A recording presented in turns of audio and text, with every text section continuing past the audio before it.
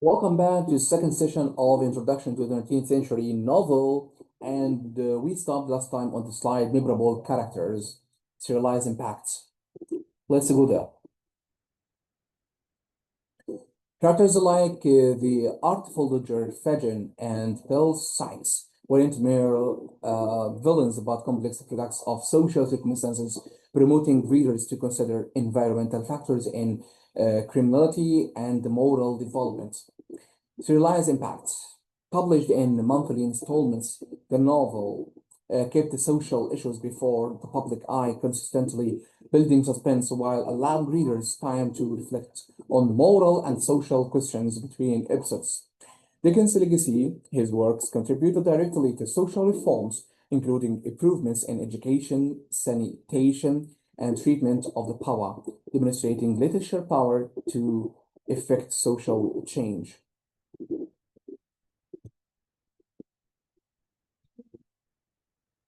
Case study the Bronte sister and the Gothic elements.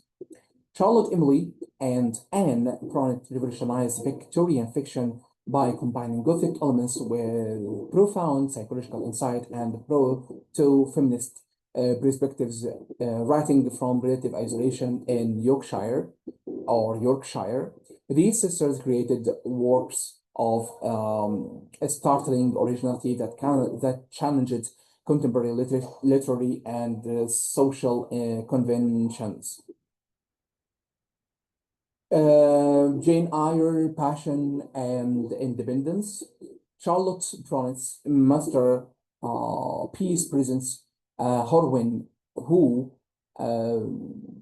refuses subordination, demanding equality in relationships and asserting her moral and intellectual worth despite social disadvantages. Jane's famous declaration to Rochester's "I am no bird and no net in snares me" became a rallying cry for female independence. The novel's first-person narration gives readers intimate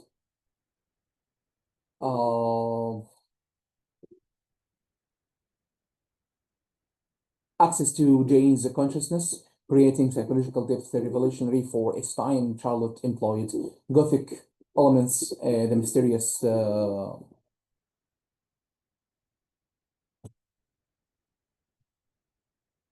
mysterious Thornfield Hall, the mad woman, and the attic supernatural occurrences to explore themes of repression, passion, and the female angle. Proto-feminist themes, Jane's insistence on maintaining her integrity and independence, even when offered wealth and status through marriage, challenged Victorian gender norms. Social class critique, the novels exposes class prejudice while asserting that moral worth transcends social position, a radical position in rigidly hierarchical Victorian society. Wuthering Heights, Dark Passion, Emily Bronte's only novel, presents a darker, more disturbing vision than Charlotte's work. The relationship between Heathcliff and Catherine transcends a conventional romance, exploring obsessive passion, revenge, and the destructive power of thwarted love access generations. The novel's complex narrative structure, featuring multiple narrators and the temporal shifts, creates psychological depth and moral ambiguity. Emily refuses easy moral judgments, presenting characters whose action both horrify and compel sympathy. Gothic atmosphere. The Yorkshire moors become a character themselves, reflecting the wild, untamed passions of the protagonist. and creating an atmosphere of isolation and intensity. Social transgression. Heathcliff's origins and treatment expose class cruelty, while Catherine's choices reveals the conflicts between social expectations and authentic desire. Themes of growth and development. The Bildungsroman tradition, the novel of formation or development, dominated 19th century fiction reflecting Victorian society's profound investment in concepts of personal growth, moral development, and social advancement. These narratives resonated with the readers navigating their own paths through a rapidly changing social landscape. Childhood innocence. Protagonists typically begin in states of innocence or naivety, often experiencing loss, hardship, or displacement that initiates their developmental journey. Moral testing. Protagonists face ethical dilemmas requiring choices between competing values, revealing character while exploring Victorian moral frameworks and their limitations. Integration. Meteor. Protagonists achieve balance between individual desires and social responsibilities. Though this resolution varies from conformity to qualified rebellion. Social education. Characters encounter various social rules, learning society codes, experiencing class tensions, and navigating relationships that shape their understanding of self and the community. Self-discovery through trials and relationships. Characters develop authentic identities, often requiring a relation of false values or social pretensions in favor of genuine self-knowledge. Societal anxieties and progress.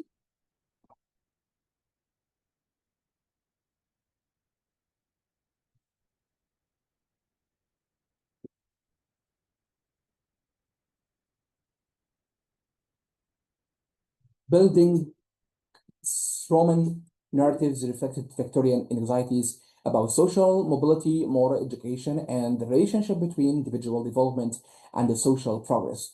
These novels ask fundamental questions. How do individuals develop moral characters? What role does society play in shaping in identity? Can personal growth occur without social conformity?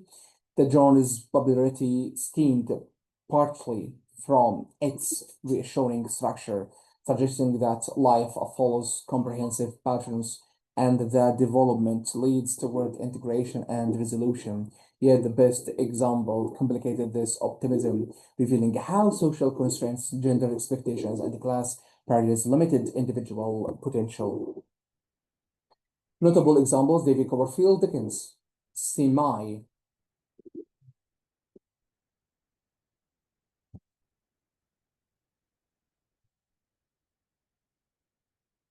autobiographical narrative of a boy's journey through hardship to become a successful writer, exploring memory, identity, and Victorian masculinity.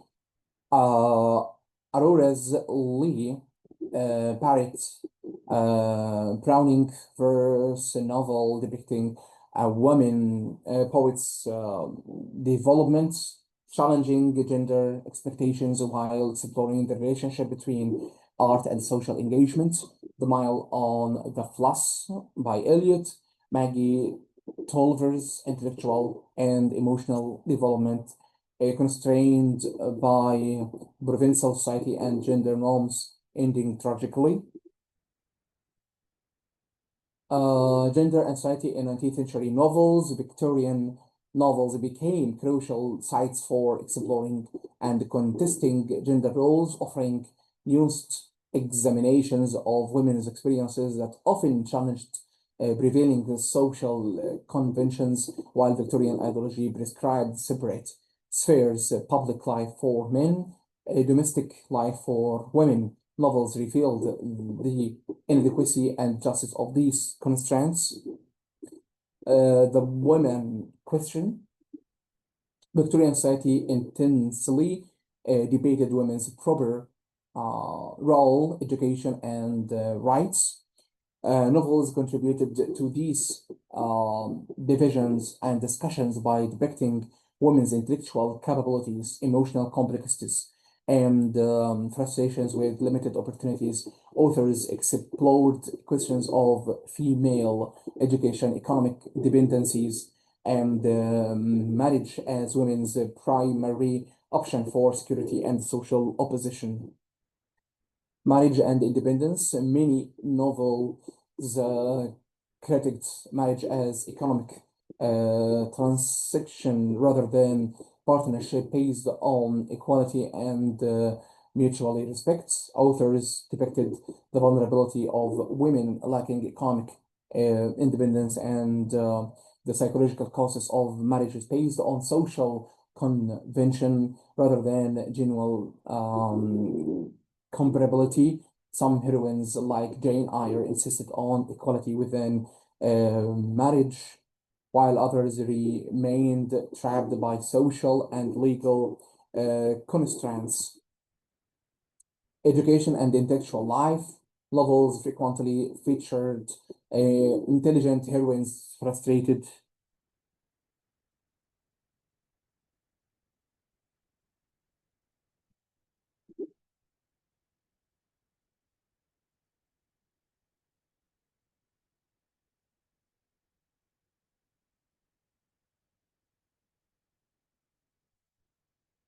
by limited educational opportunities and the social expectation that valued ornamental accomplishments over serial or serious intellectual development.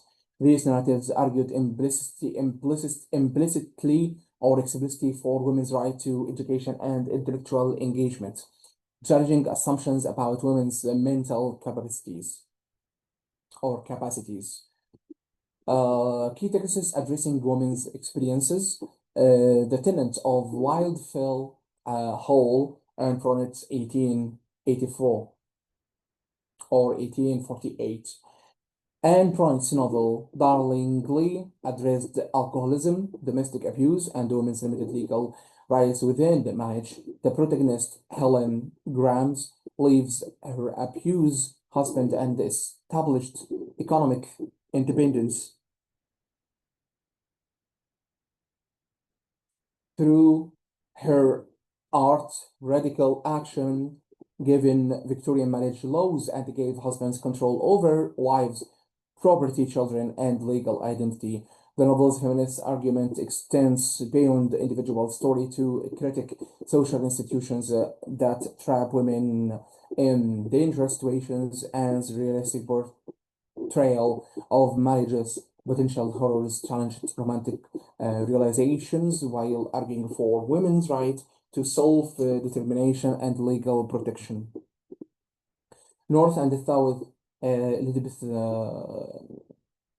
Gaskell, 1855. Gaskell's novel presents Margaret Hall, a heroine who defies gender conventions through her moral courage, intelligence,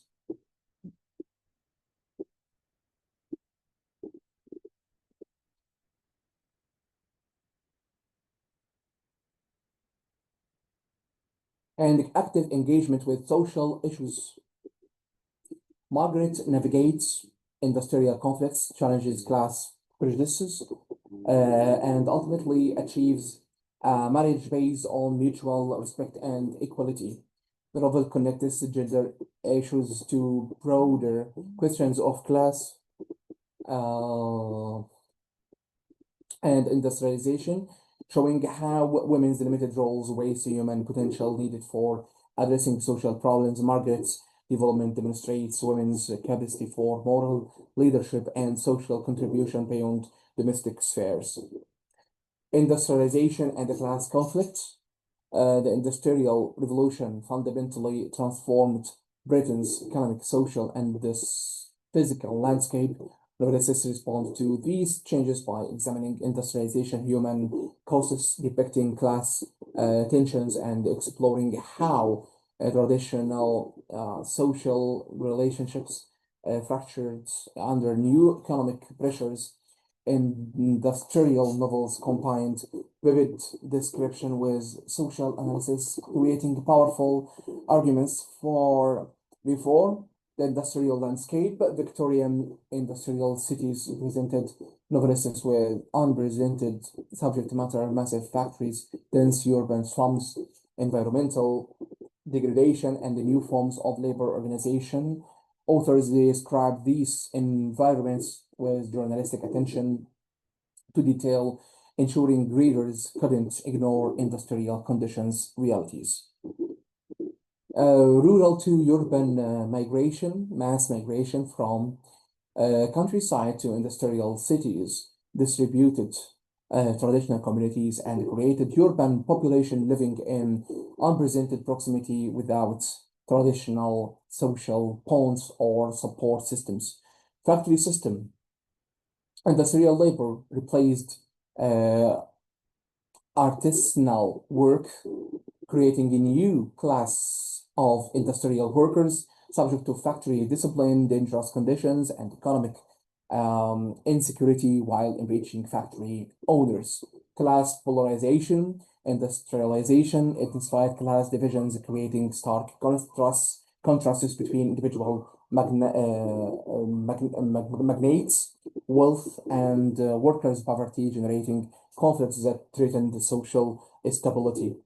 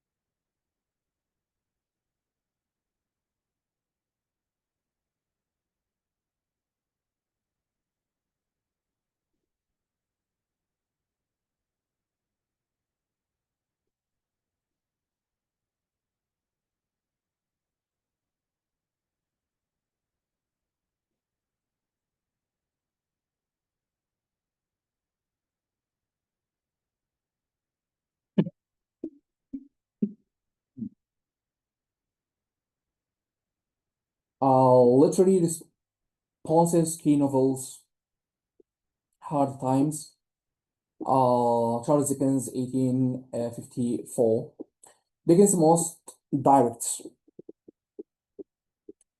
engagement with industrialization depicts the fictional Coketown, where utilitarian philosophy and industrial capitalism crush human feeling and imagination. The novel contrasts Thomas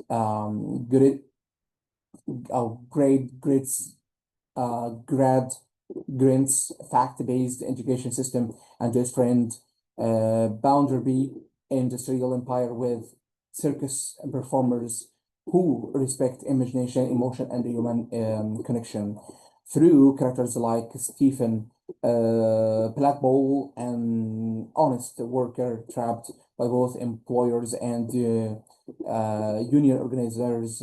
Dickens exposed how industrial conflict hurt ordinary people. The novel argued that purely economic thinking ignores the human needs for pure community and emotional fulfillment. The novelist's title itself is ironic. Hard times refers to just to economic hardship, but to the hard, inflexible, mechanistic approach to human life and industrialization encouraged. North and the South, Elizabeth Gaskell, 1855.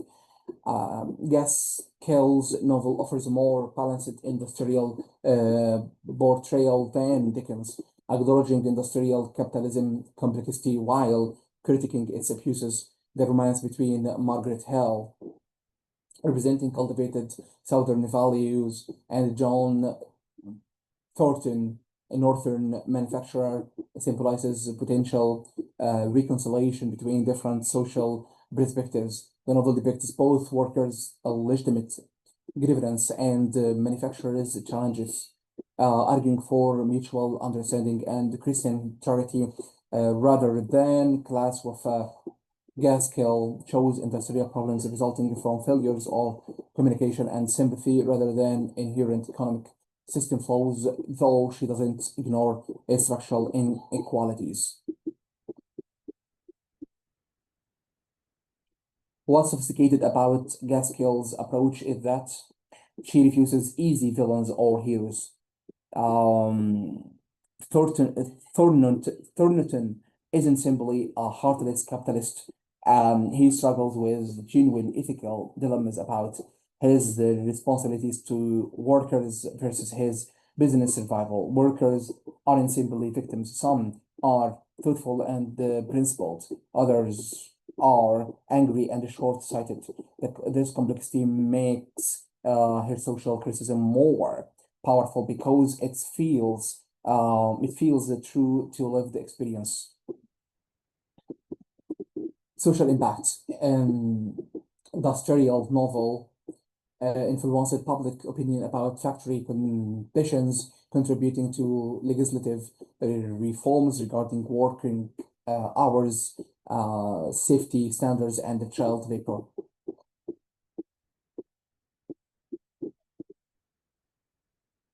When readers encountered Oliver Twist or Stephen Blackball as vivid systematic characters rather than abstract statistics, they became emotionally investigated in reform.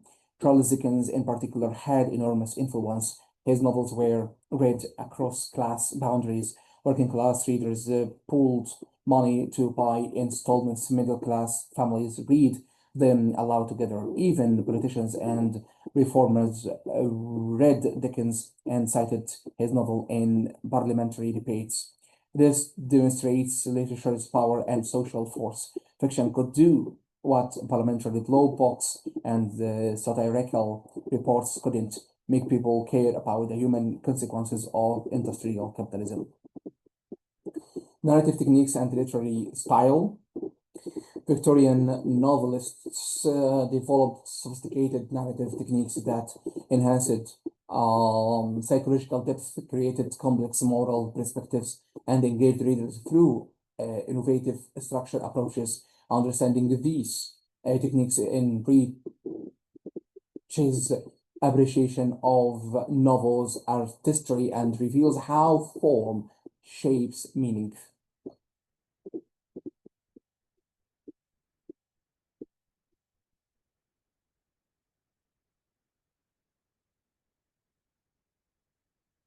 First-person narration. First-person narratives like Jane Eyre and David Copperfield create psychological intimacy, allowing readers direct access to characters' thoughts and feelings. This technique enabled the exploration of consciousness and subjectivity, revolutionary for the period. Though it also raises questions about narrator reliability and limited perspective. Unreliable narrators, Wuthering Heights, employ multiple narrators with limited understanding and basis, forcing readers to construct meaning from conflicting accounts. This technique creates interpretive complexity and moral ambiguity, refuses simple judgments about characters and events while highlighting how perspective shapes truth. Serialization effects, publication monthly or weekly installments, shaped narrative structure requiring cliffhangers to maintain reader interest while allowing authors to respond to audience reactions. Serialization created shared reading experiences and influenced pacing, while each installment requiring satisfying closure while advancing larger narratives arcs. Symbolism and imagery. Victorian novelists employed rich symbolism to convey themes and create deeper meaning layers. Oscar Wilde's The Picture of Dorian Gray exemplifies sophisticated symbolic technique, with the portrait representing Dorian's soul and the moral corruption made visible through art. The portrays progressive degradation while Dorian remains beautiful, creates powerful commentary and aestheticism, moral dangers, the relationship between appearance and reality, and art's revelatory power, while uses this central symbol to explore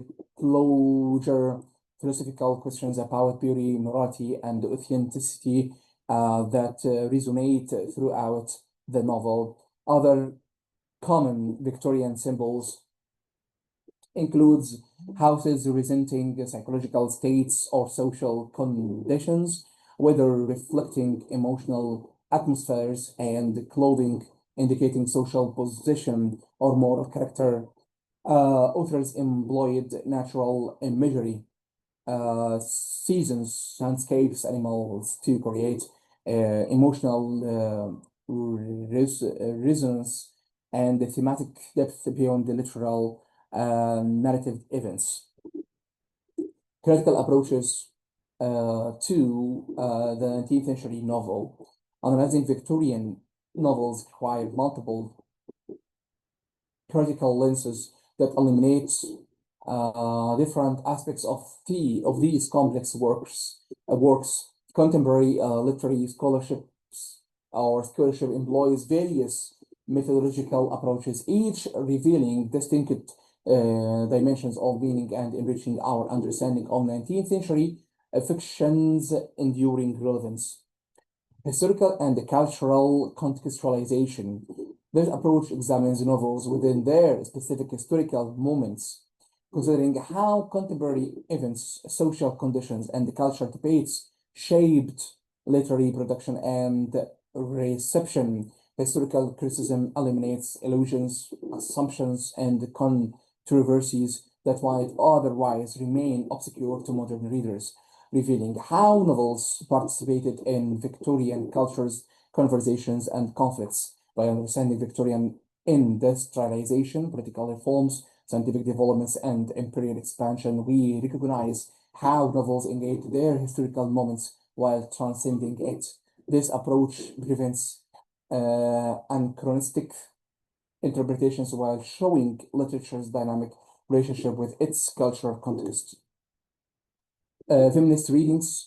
Feminist criticism examines how novels represent gender, exploring female characters' agency. Authors challenge to patriarchal assumptions and texts reproduction of critique of gender ideologies. This approach reveals Victorian women writers' negotiations with restrictive publishing conventions and the social expectations, showing how novels could both reinforce and subvert gender norms. Feminist analyzing considers women's limited legal rights, economic dependencies, and restrictive social roles as contexts shaping characters' choices and novels' plots. It asks whose stories get told, which voices are marginalized, and how gender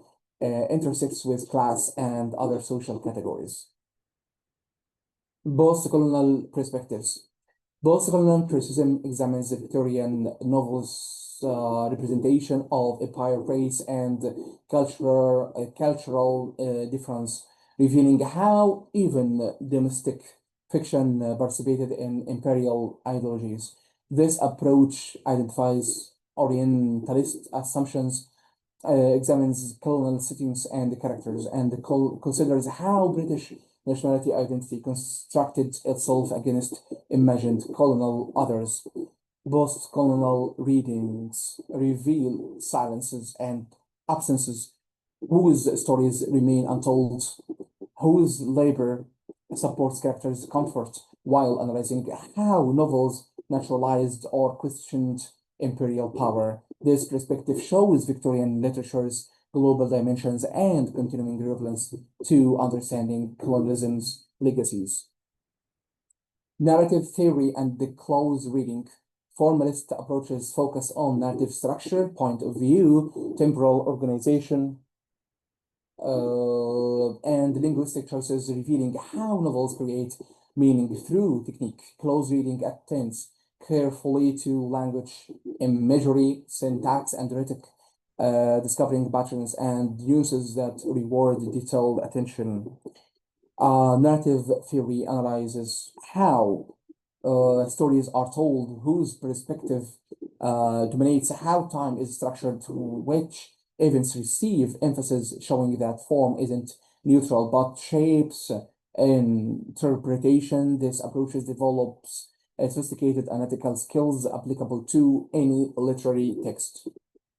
Developing close reading skills, close reading, the careful, sustained analysis of literary language forms the foundation of literary study. The skill enables you to discover meanings not immediately apparent, appreciate artistic craftsmanship, and support interpretations with textual evidence. Developing close reading abilities requires practice, patience, and attention to multiple textual dimensions simultaneously. Multiple readings, read passages multiple times, each with different focus.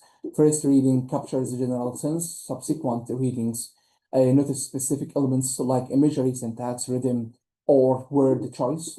Each reading reveals new layers. Annotation practice marks texts actively, underline striking phrases, note patterns, question confusing elements, connect related passages. Annotation transforms passive reading into active analysis, creating visual record of engagement and interpretation.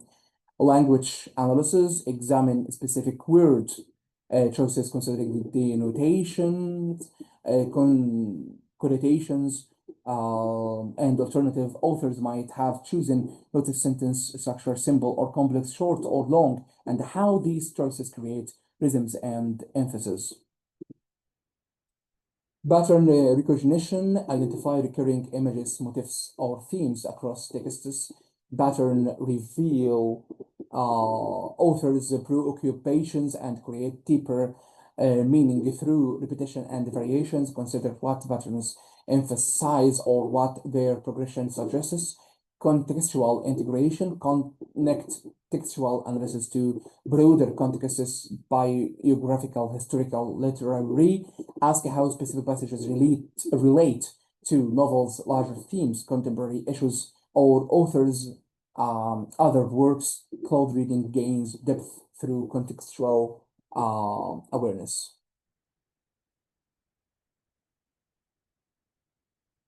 We will stop here in practical strategies for analysis. So thank you so much for watching me teaching you the second session on Introduction to 19th Century Novel. Until next time, ta-ta for now.